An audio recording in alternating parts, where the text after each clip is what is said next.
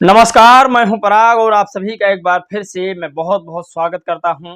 साथियों, खबर हरियाणा से बहुत इंपॉर्टेंट आ रही है, बहुत ज़रूरी खबर आ रही है, जिसे आप लोगों को समझना चाहिए।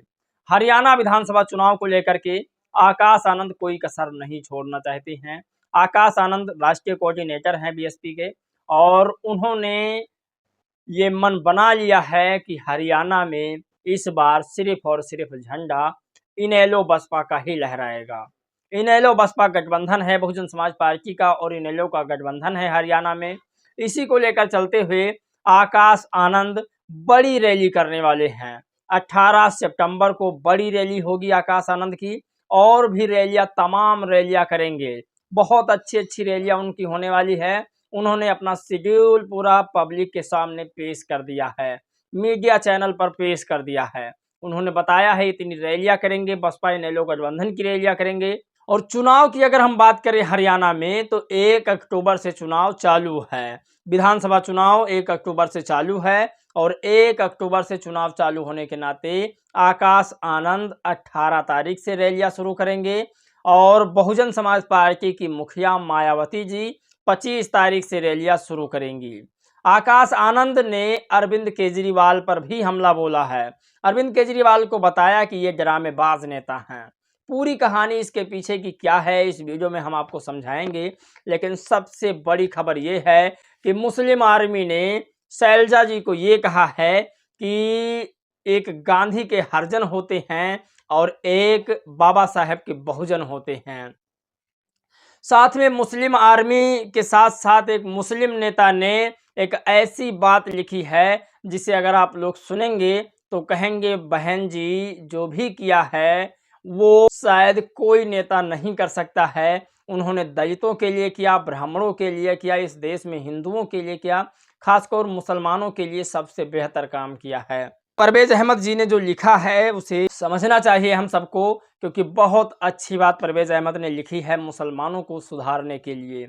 चलिए हम परवेज अहमद की आपको बात बताते हैं, उसके बाद बहुजन समाज पार्टी के राष्ट्रीय कोऑर्डिनेटर आकाश आनंद के रैलियों का शेड्यूल आपको बताते हैं। और सबसे बड़ी बात यह है दोस्तों कि क्या जातीय जनगणना होने के बाद दलित, पिछड़े, आदिवासियों को उनका हक मिल पाएगा।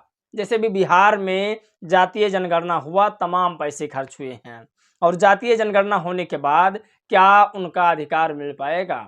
बहुजन समाज पार्टी के तमाम लोगों का कहना है कि जातीय जनगणना हो जरूरी है, लेकिन जातीय जनगणना होने के बाद इस देश में धन धरती में और राजपाट में जितना मनी है, पैसे हैं, उन सब पैसों में सब में बराबर की हकदारी और बराबर की भागीदारी सुनिश्चित किया जाए, तभी तो जनगणना का मान होगा। तो धन धरती में भी जनगणना होनी चाहिए, किसके पास कितना है, ये बसपा का मांग है। और मुस्लिम समाज के नेता परवेज अहमद ने कहा, ये रिपोर्टर भी हैं, इनको मैं रिपोर्टर मानता हूं, एज ए रिपोर्टर, क्योंकि बढ़िया पत्रकारिता करने वाले बहुत कम ही लोग होते हैं, बहुत सारे लोग चापलूसी करते हैं। बहन जी धर्म को तो नहीं मानते, लेकिन सभी धर्मों के लोगों के लिए बेहतर काम किया है। थोड़ा मुसलमानों के लिए क्या काम किया है, आइए उस पर नज़र डालते हैं। परवेज अहमद लिखते हैं कि मित्र मुसलमान बताइए, यूपी अल्पसंख्यक आयोग का गठन पहली बार किसने किया था। यूपी मुस्लिम अल्पसंख्यक आयोग का गठन इसलिए होता है कि अगर किसी भी अल्पसंख्यक मुस्लिम समाज के ऊपर किसी भी प्रकार की मुसीबत आती है तो उस आयोग के तहत उसको इंसाफ मिल जाएगा। अब बात करते हैं यूपी का पहला भाषा अरबी उर्दू बीबी किसने बनाया था। आप इस बात की कल्पना नहीं कर सकते, ये सारे काम बहन जी ने किया था। लेकिन आपको बता दें यूपी का पहला हज हाउस सरोजनी नगर में, फिर नोएडा में किस सरकार ने बनवाया था। तो आपको समझना चाहिए कि ये काम बहुजन समाज पार्टी ने ही किया था। अब बात करते हैं कि किस सीएम ने एसएचओ पद पर दलित मुसलमानों को आबादी अनुपात में तैनाती आदेश किया था। तो ये भी काम बहुजन समाज पार्टी का ही था। अब सबसे बड़ी बात करते हैं कि कथित सेकुलर दलों ने उस दल को बीजेपी की बी टीम घोषित कर रखा है। तो साथियों आपको सोचना चाहिए, जो मुस्लिम समाज के भाई हैं उनको सोचना चाहिए कि जो भी मुसलमानों का संरक्षण वाला काम था, कानूनी तौर पर जो भी लीगलाइज था, और जो मानवर काशीराम साहब ने कहा था कि सभी को बहुजन समाज पार्टी में बराबर की भागीदारी होनी चाहिए और बहुजन समाज पार्टी के द्वारा जितने भी काम किए जाएं उसमें सभी धर्म के लोगों को बराबर की हिस्सेदारी मिलनी चाहिए। तो सबसे पहले दलित और मुसलमानों को बराबर की भागीदारी बहुजन समाज पार्टी ने ही दिया था। जितने भी बहुजन समाज पार्टी ने काम किया वो एक इतिहास बन चुका है। बहुजन समाज पार्टी ना होती तो शायद आज माइनॉरिटी को स्कॉलरशिप भी नहीं मिलता। पहले गठन स्कॉलरशिप का बसपा ने ही किया था। ये सबसे बड़ी खबर है। इस वीडियो को मुस्लिम भाइयों तक जरूर पहुंचाइएगा, जानबूझकर भेजिएगा ताकि ऐसे खबर मेरे मुस्लिम भाइयों तक और मेरे हिंदू भाइयों तक जरूर पहुंचे, मेरे सनातन भाइयों तक जरूर पहुंचे, ताकि उनको पता चल सके कि जब जब बहन जी की सरकार बनी है तब तब उन्होंने सभी धर्मों को एक साथ लेकर चलने का काम किया है और जब भी उन्होंने चुनाव लड़ा है तब भी सनातन ब्राह्मण धर्म के लोगों को बराबर भागीदारी दिया है। आप सतीश चंद्र मिश्रा को देखकर अनुमान लगा सकते हैं। खैर, ये सबसे बड़ी खबर है और इस वीडियो को शेयर जरूर कीजिएगा। लेकिन अब आपको बताते हैं कि आखिर आकाश आनंद के रैलियों का शेड्यूल क्या है। तो साथियों, हरियाणा विधानसभा चुनाव को लेकर के आकाश आनंद ने जो शेड्यूल पेश किया है पहले आप उसको जानिए। 18 सितंबर को सुबह 11 बजे जगाधरी एक बड़ा कार्यक्रम होगा, सबसे बड़ा विशाल कार्यक्रम होगा। 2 बजे शाम तक रादौर में चौपाल कार्यक्रम होगा और 19 सितंबर सुबह 11 बजे नारायणगढ़ में भी बड़ा कार्यक्रम होगा। फिर शाम को उसी दिन रढौरा चौपाल में एक बड़ा कार्यक्रम होगा। 20 सितंबर सुबह 11 बजे आसंद एक बड़ा कार्यक्रम। फिर 2 बजे शाम की इंद्री चौपाल कार्यक्रम होगा और फिर 21 तारीख को 11 बजे कलायत में एक बड़ा कार्यक्रम होगा। फिर शाम को 2 बजे रादौर चौपाल कार्यक्रम होगा। फिर 22 सितंबर को सुहाना सुबह 11 बजे बड़ा कार्यक्रम होगा। फिर 2 बजे अकेली एक बड़ा कार्यक्रम फिर होगा। 23 सितंबर को पूरा दिन सुहाना चौपाल कार्यक्रम होगा। 28 सितंबर सुबह सडौरा चौपाल कार्यक्रम, दोपहर से शाम तक रदौरा चौपाल कार्यक्रम होगा। 2 अक्टूबर अकेली पूरा दिन चौपाल कार्यक्रम होगा और 3 अक्टूबर को नारनौंद एक बड़ा कार्यक्रम होगा। तो साथियों, ये 3 तारीख तक आकाश आनंद के रैलियों का और कार्यक्रमों का शेड्यूल है।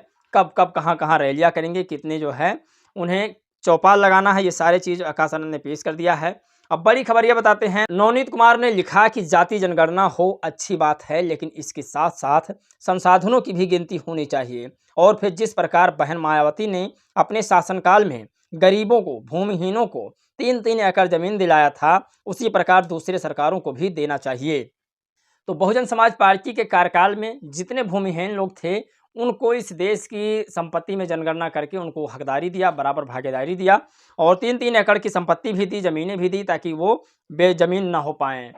बड़ी खबर दोस्तों ये है कि के.एस. सुमन लिखते हैं कि देवदासी पुत्र गांधी के हरिजन कौन हैं जो दलित समाज की बहन बेटियों की आबरू उतरते हुए अखबार टीवी में देखते रहते हैं।